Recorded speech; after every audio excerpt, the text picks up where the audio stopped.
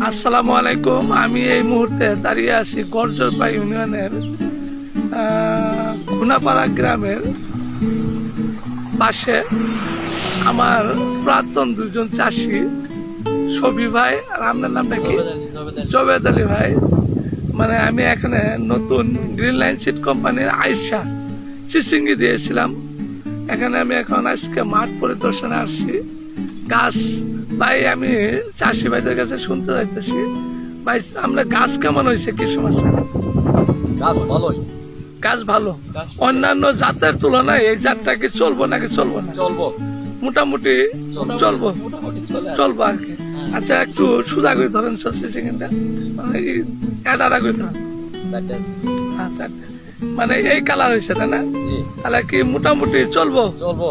আচ্ছা তাহলে green line seed কোম্পানির পক্ষ থেকে আপনাকে অসংখ্য ধন্যবাদ। আসসালামু আলাইকুম।